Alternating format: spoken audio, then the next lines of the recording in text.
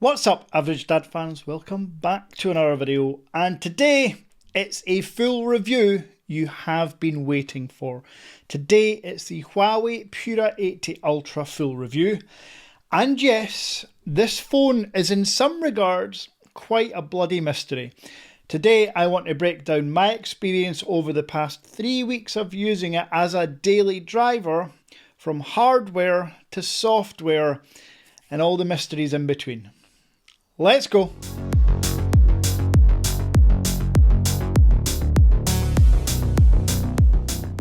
So there is absolutely no denying owning a Huawei in 2025 has its downsides.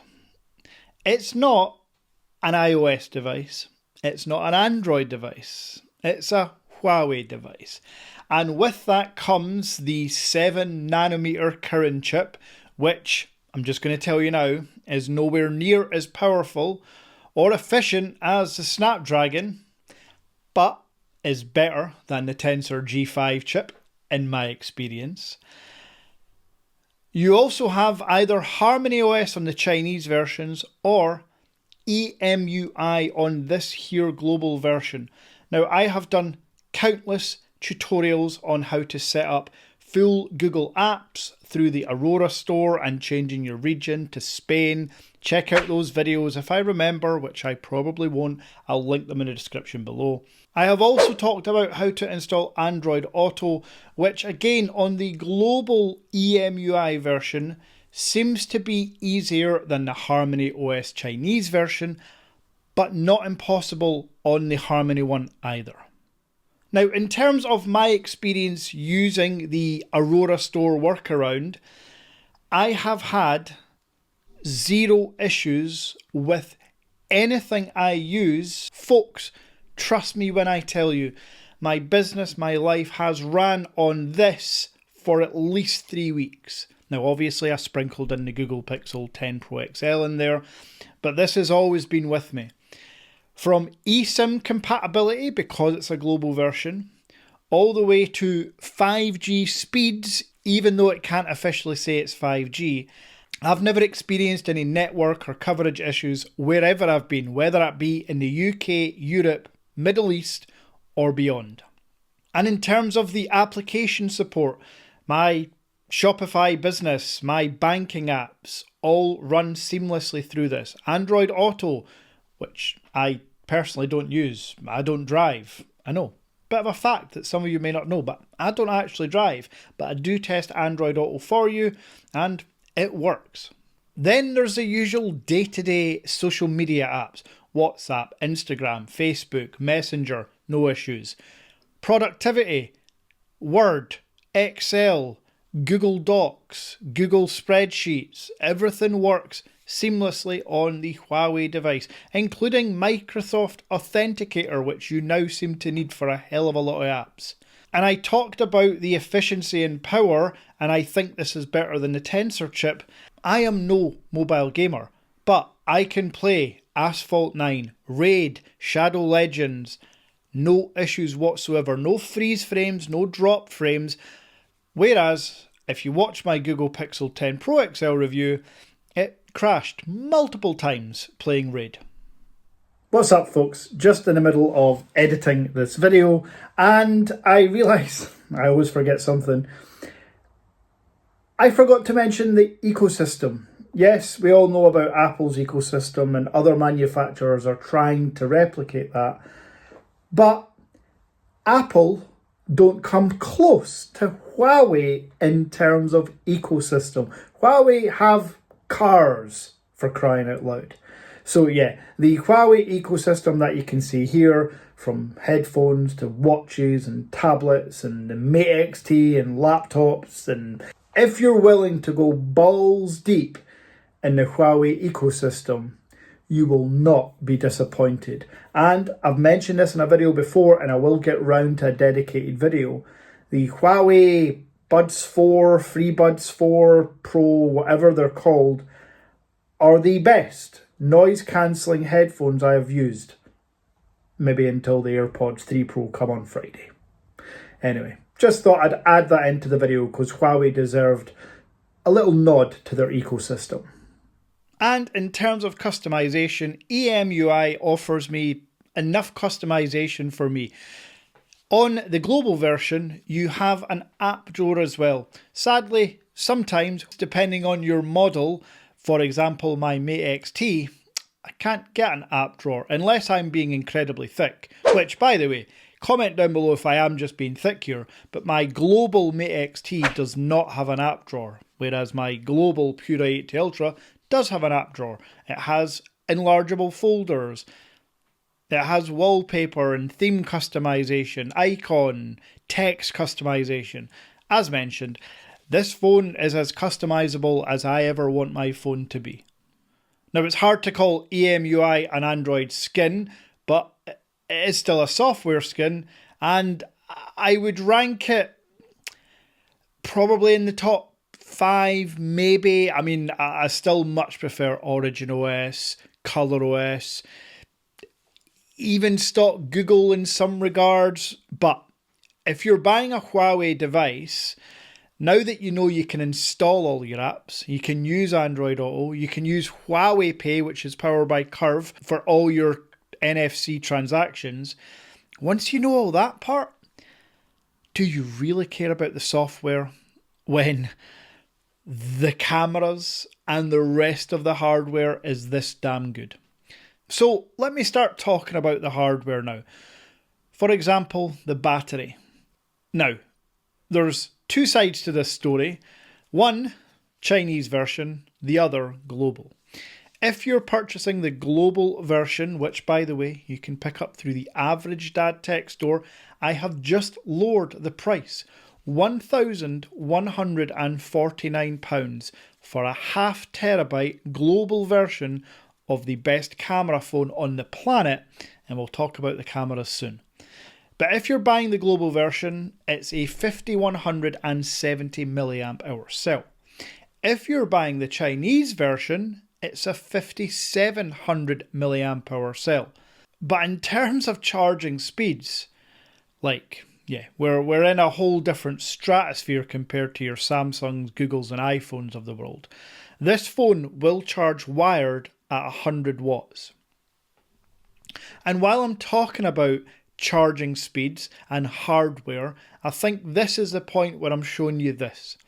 The unboxing experience with the Pura is as it should be. A super premium protective case. Hard shell as well. Honestly folks, the look and feel of this comes across on video. Then you've got your included 100 watt dual port charger. Yes, there's a USB-A and a USB-C port on here. You've got your charging cable and of course the phone. That's what I need as a minimum from my phones these days. I don't just want a SIM ejection tool and then be told to have at it, buy a charger. So yeah, anyway, shout out to Huawei for including everything in the box.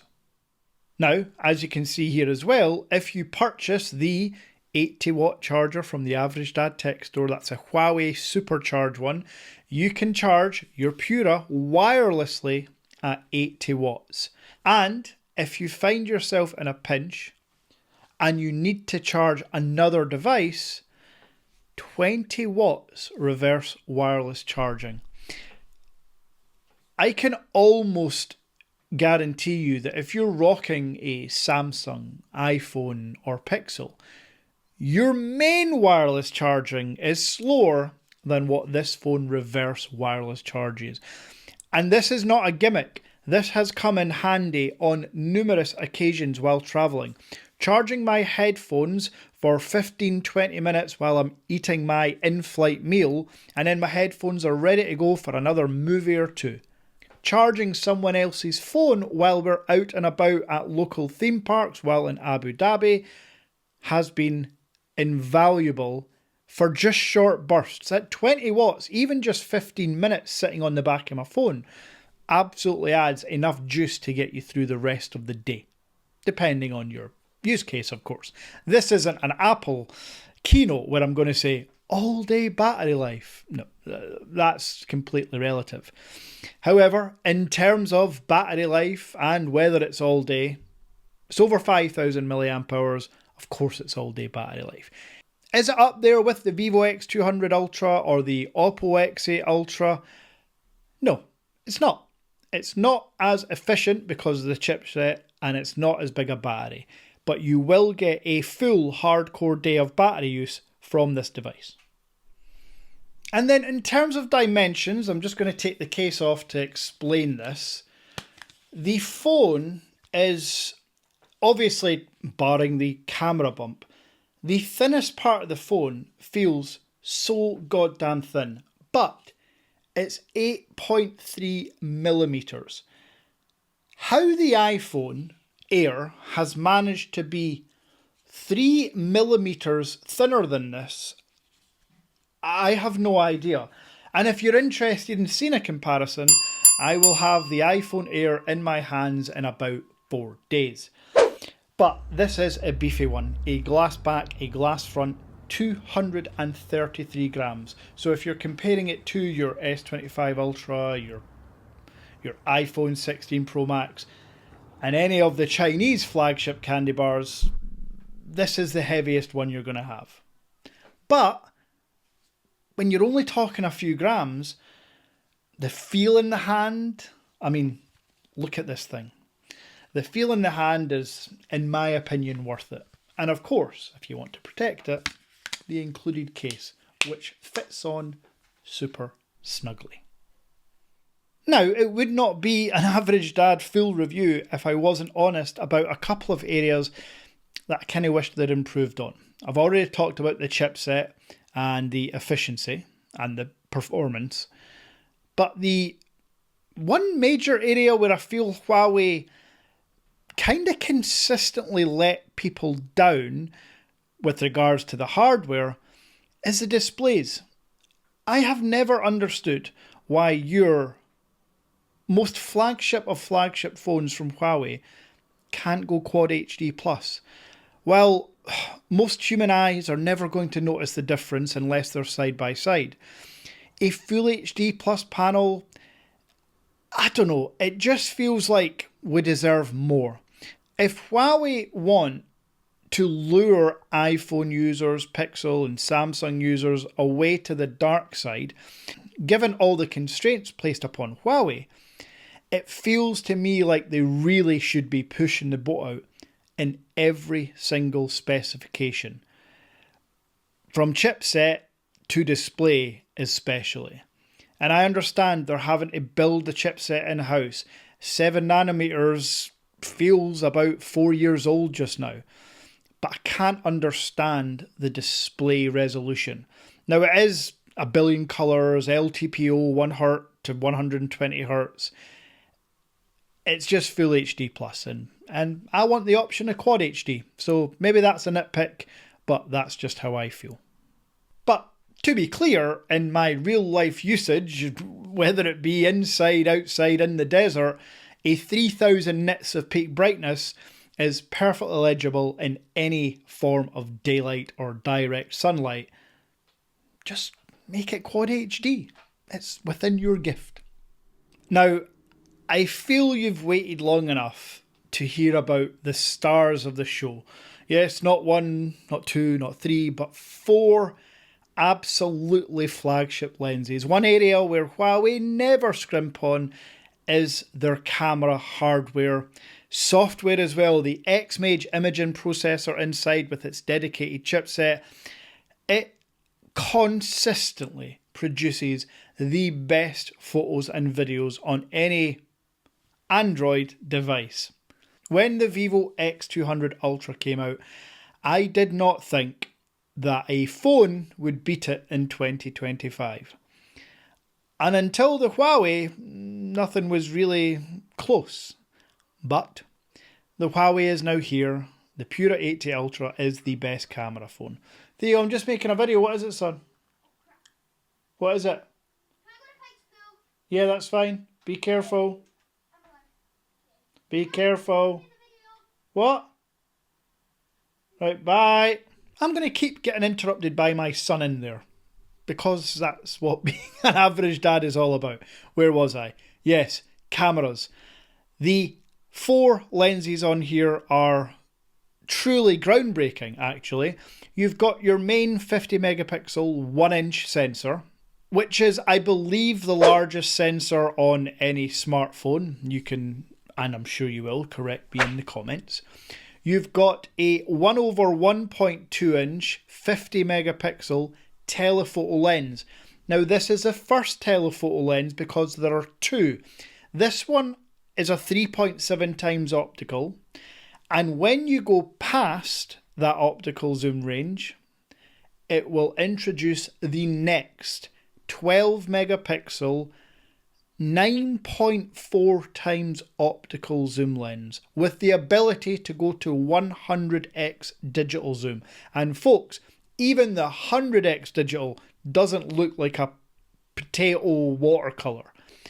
But the optical ranges of 3.7 and 9.4, yeah, you don't know you need them until you have them. From portraits to wildlife photography and just general zooming, which I love to do. Maybe it's because I'm blind and I like to see things from far away. But the versatility that this quad camera setup gives me is unparalleled.